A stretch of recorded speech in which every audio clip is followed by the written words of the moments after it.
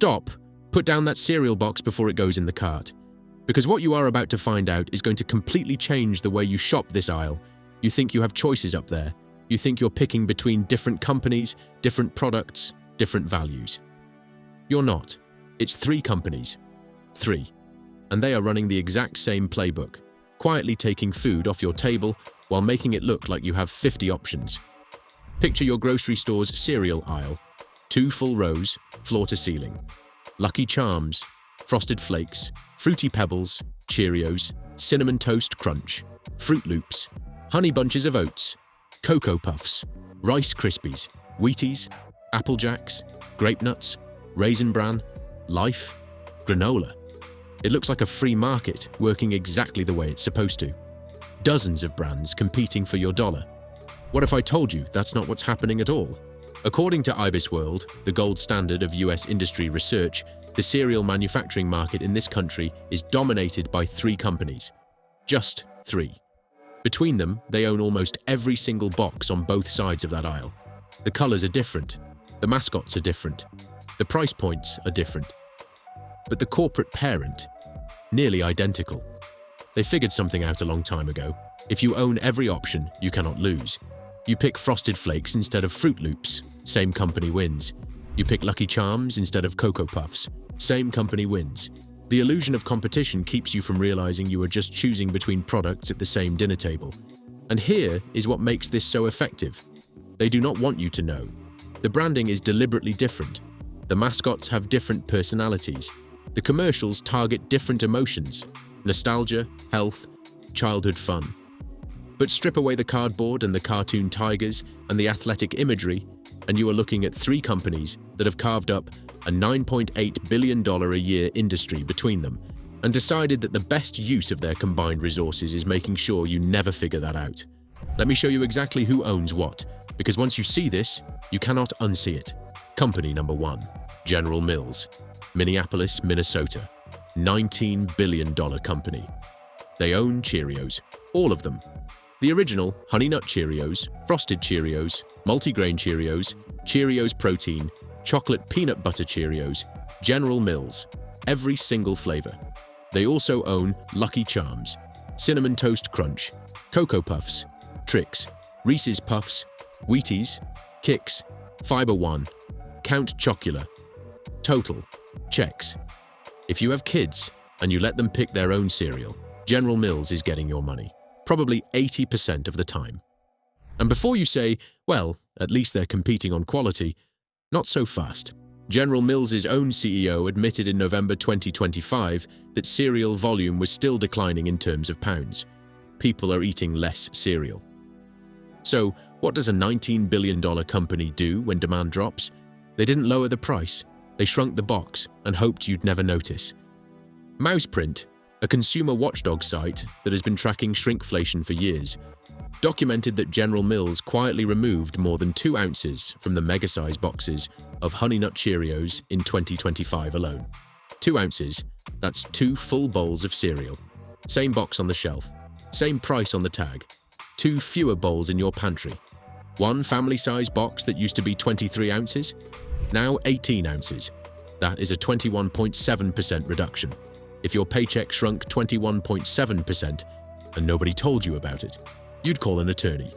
General Mills calls it right-sizing. Think about that. And it's not just the weight. General Mills has quietly reformulated several cereals to stretch the serving count, reducing the density of pieces per serving so that the recommended serving size looks the same in the bowl, but delivers fewer calories, less fiber, and less of whatever they were advertising on the front panel. They did not announce this, they just did it. Check the 2022 label against the 2025 label on any major General Mills cereal and start counting. You will find the difference. Company number 2, W.K. Kellogg. The name everyone recognizes. They own Frosted Flakes, Fruit Loops, Corn Flakes, Rice Krispies, Special K, Apple Jacks, Frosted Mini Wheats, Cocoa Krispies, Corn Pops, Raisin Bran, the Kellogg's version. Between General Mills and W.K. Kellogg alone, we've already accounted for well over half of everything on that shelf, before we even get to the third company. Now here's where this story gets a twist I did not see coming. WK Kellogg no longer exists as an independent company. They were acquired, all $3.1 billion of them, by Ferrero. The Nutella Company, Ferrero Rocher, Kinder Eggs, that Italian candy empire that makes the hazelnut chocolate spread your kids beg for. They now own Frosted Flakes. So, the next time your child grabs a box of Fruit Loops off the shelf, just know. Tony the Tiger now works for the same company as the Kinder Surprise. A European candy corporation controls what millions of American families are pouring into a bowl and calling breakfast. And before you say, well, at least they'll keep the recipe the same, not so fast. Ferrero's entire business model is built on one thing: making products people cannot put down. That is not the same goal as keeping your breakfast nutritious. They are extraordinarily good at branding. They are not in the business of making things healthier or cheaper.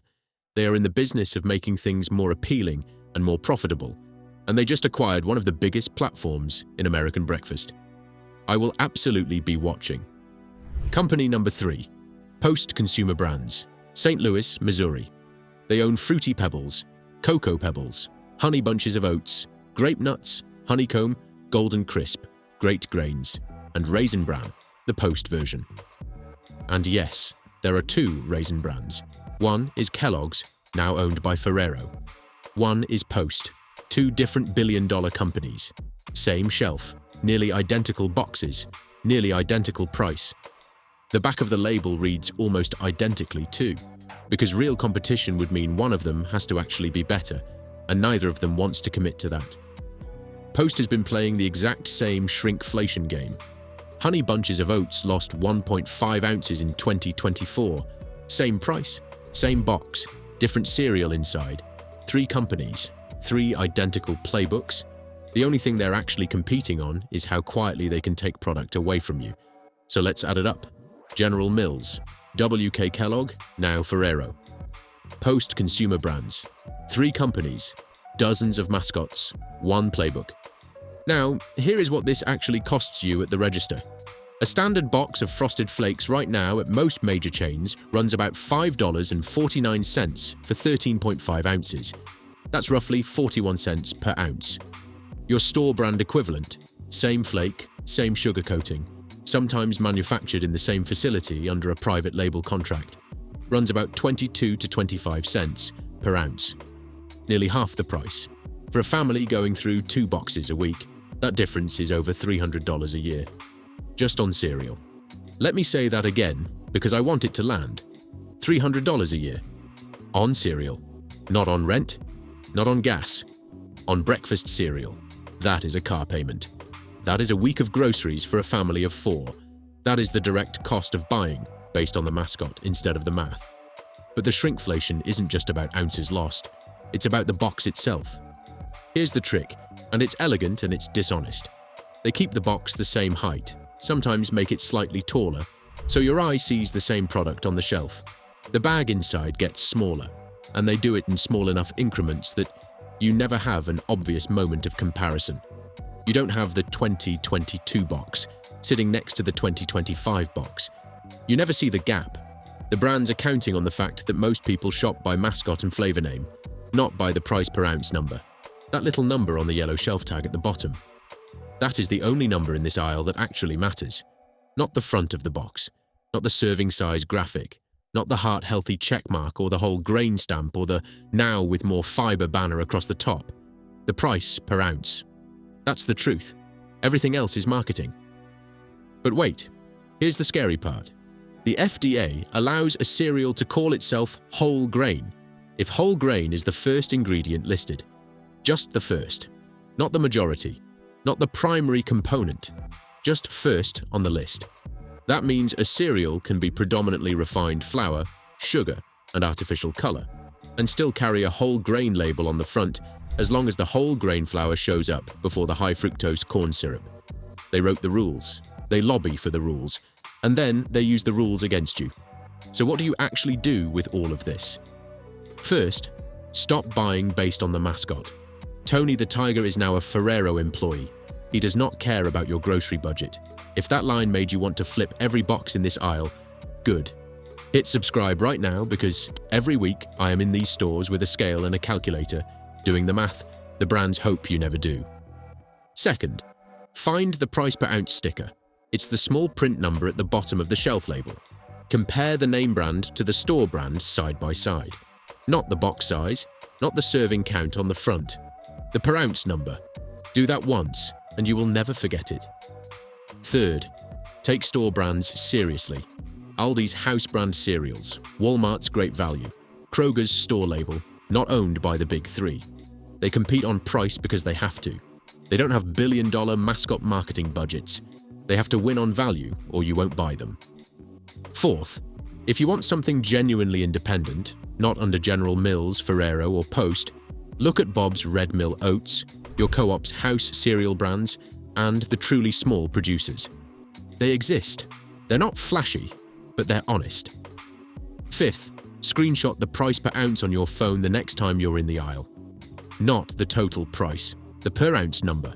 Put the name brand next to the store brand. Save it. Show it to your partner. Show it to your kids.